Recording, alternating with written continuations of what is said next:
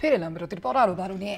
ভারত ছাড়ার আগে তৎকালীন অর্থমন্ত্রীর সঙ্গে দেখা করেছিলাম, অরুণ জেটলিকে লন্ডন যাচ্ছি বলেছিলাম জেনিভায় আমার একটি বৈঠক রয়েছে, একটি পডকাস্টে বিস্ফোরক দাবি পলাতক বিজয় মাল্যা। আমরা এই বিষয়ে আরো বিস্তারিত জানবো। আমাদের সঙ্গে এই মুহূর্তে সরাসরি নিউজ রুম থেকে রয়েছেন আমার প্রতিনিধি অঙ্কুর ভট্টাচার্য। অঙ্কুর দা, বিজয় মাল্যার এই দাবি কতটা তাৎপর্যপূর্ণ বলে মনে হচ্ছে, কতটা গুরুত্বপূর্ণ এই প্রেক্ষাপটে? দেখো, বিজয় মাল্যা হলো কিংফিশার এয়ারলাইন্সের কর্ণধার ছিলেন তিনি। 2005 সালে শুরু হয় কিংফিশার এয়ারলাইন্স।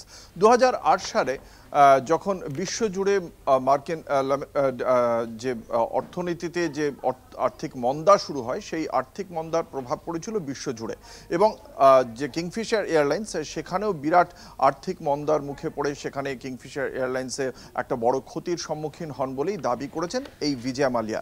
এই মুহূর্তে তিনি ইউনাইটেড কিংডমে রয়েছেন এবং ব্রিটেনে রাজ শামানি বলে একজনের পডকাস্টে তিনি এই সাক্ষাৎকার দেন এবং সেখানেই এই দাবি করেন তিনি যে তাকে যে চোর বলা হচ্ছে, তিনি কোনো টাকা চুরিও করেননি এবং তিনি কখনোই চোর নন, তিনি পালিয়ে যাননি, গভর্নমেন্টকে জানিয়েই তিনি বিদেশে গিয়েছিলেন, এ কথাই দাবি করেছেন এই কিংফিশার এয়ারলাইন্সের কর্ণধার বিজয় মাল্যা।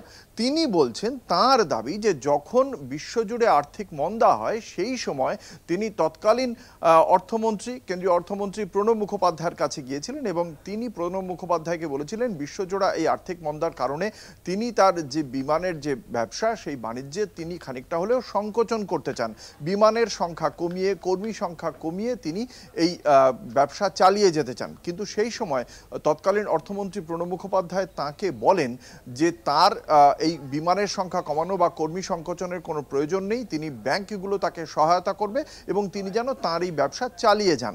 এবং তারপরেও তিনি সেই ব্যবসা চালিয়ে যাওয়ার শুরু করলেও কিন্তু তিনি তা ধরে রাখতে পারেননি। কিংফিশার এয়ারলাইন্স একেবারে কার্যত ধসে পড়ে এবং তারপরেই তিনি সেই দেশ থেকে, আমাদের দেশ থেকে জেনিভায় যান তার ব্যক্তিগত কাজে এবং তারপরেই তিনি বলছেন যে তার বিরুদ্ধে একাধিক কার্যকলাপ শুরু হয় ভারত সরকারের, তার বিরুদ্ধে যে সমস্ত কার্যকলাপ হয় তার ফলেই তিনি দেশে ফেরাটা, অর্থাৎ আমাদের দেশে ফিরে আসাটাকে তিনি সমীচীন বলে মনে করেননি। তিনি আজকেও বলেছেন, এই পডকাস্টেও তিনি সাক্ষাৎকারে দাবি করেছেন যে তিনি ভারতে যদি স্বচ্ছ একটি বিচার ব্যবস্থার সুযোগ যদি তাকে দেওয়া হয় যেখানে তিনি তার সমস্ত দাবি পেশ করতে পারবেন এবং ভারতে তাকে যদি তার ডিগনিটি মেনটেন করে তার সম্মান সহ তিনি যদি এখানে থাকার সুবিধা পান তাহলে তিনি অবশ্যই দেশে ফিরতে পারেন। এবং একই সঙ্গে তার দাবি তার বিরুদ্ধে যে প্রায় 14,000 কোটি টাকা নিয়ে দেশ ছেড়ে পালিয়ে যাওয়ার অভিযোগ করা হচ্ছে সেই অভিযোগ সর্বৈব মিথ্যা।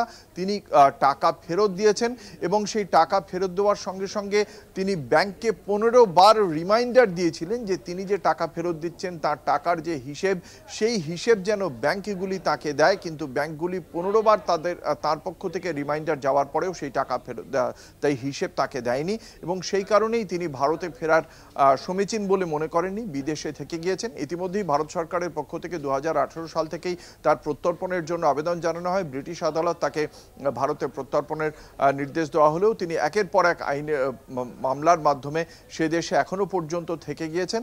ভারত সরকার চেষ্টা করছে তাকে দেশে ফেরানোর এবং সেই প্রেক্ষাপটে দাঁড়িয়েই বিজয় মাল্যা কিংফিশার এয়ারলাইন্সের কর্ণধারের বক্তব্য যে তিনি কখনোই চুরি করেননি, তিনি কেন্দ্রীয় অর্থমন্ত্রীর পরামর্শ মতোই ব্যাংকগুলির থেকে সহায়তা নিয়েছিলেন এবং ব্যাংকগুলি বরং তাকে সহযোগিতা করেনি এবং তিনি কোনো টাকা নিয়ে পালিয়ে যাননি, গভর্নমেন্টকে জানিয়েই দেশ ছেড়েছিলেন তিনি। এটাই বিজয় মাল্যার বক্তব্য।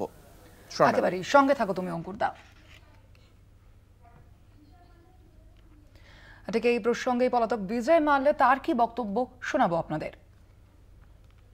I told the finance minister Arun Jaitley before leaving for the airport, and then I flew from Delhi to London. I was on my way to Geneva for a FIA World Council meeting, which was fixed months ago. I told the finance minister because I went from Parliament to Delhi airport. When this news hit the media, once again, it created a storm. Yeah. People went running to Mr. Jaitley. He denied meeting me. A Congress MP saw us and then said to the media, no, I saw them together. Mr. Jaitley had to retract his statement and said, yes, I met him, but only while I was walking. It was a fleeting meeting. I never said I went to Mr. Jaitley's office, sat in front of him, had tea with him, All I said is I told the finance minister while leaving, I'm going to London, I have to go to Geneva for a meeting, I'll be back. Please tell the banks to sit across the table and settle with